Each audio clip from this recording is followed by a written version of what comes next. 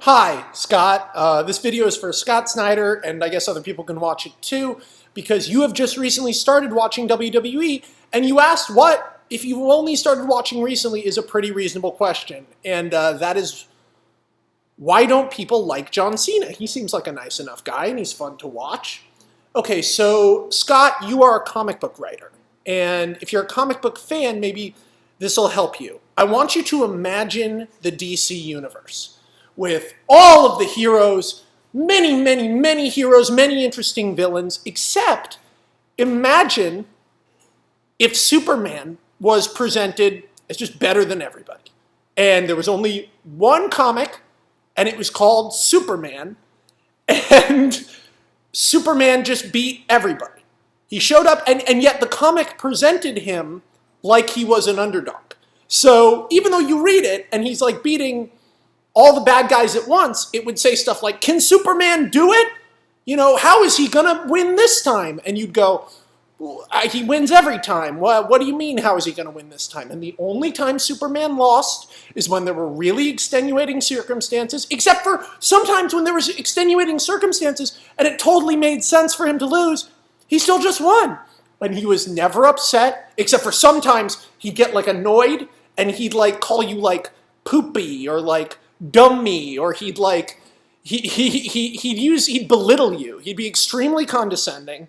He'd basically say, this comic is called Superman, Superman always wins, and the character would just be presented as completely untouchable. People could like murder Lois Lane and Superman would be like, whatever, you're dumb. He'd be super condescending about everything. He doesn't care about anything.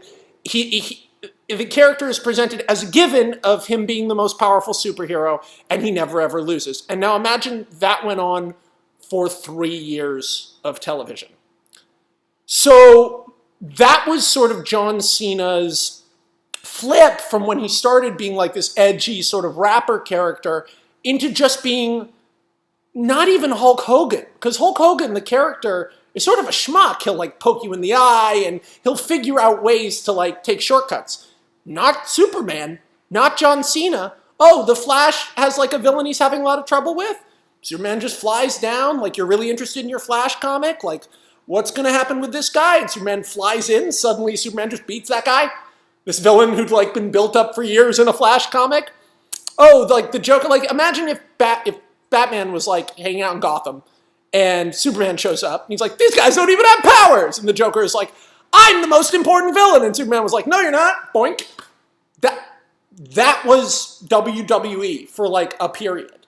And it made kids love him because he seemed like this larger-than-life, incredible character. But adults, you know, despite the fact that John Cena, in my opinion, it is one of the most fun-to-watch performers of all time, adults got so driven insane by this formula that it became, I mean, when you hear the chants, you'll hear it.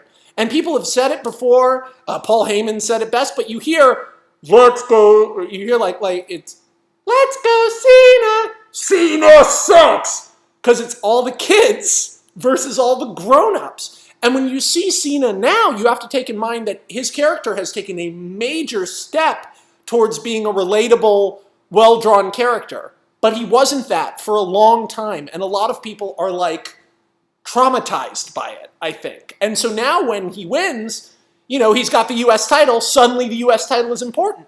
That's fucking awesome because it's Superman is holding the US title. He's like down in the dirt, you know, it's kingdom come.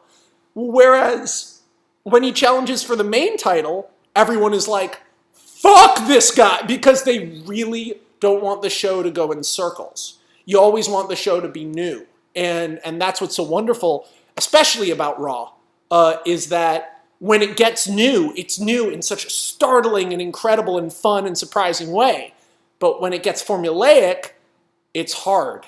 And we've been living with Cena for 10 years, and he's never been bad. Although he's done things, this is the other thing, he's done things that are like asshole moves and like really fucked up shit to other good guys. And then it's like, well, whatever. Like he sort of moves past it. And the people who cheer him will always cheer him. And the people, you know, some people just boo him to be cool. But, you know, I don't boo him. I cheer him because he's the good guy.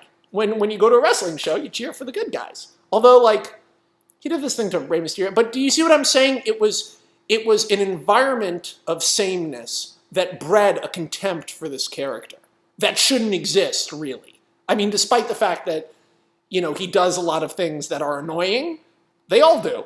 I mean, like, remember when Dean Ambrose was like, oh, I guess you don't, Scott, because you didn't watch it then, but Dean Ambrose was like cool, intense Shield guy, and now he's crazy guy. I still love it. But that's why people boo John Cena. And that's it.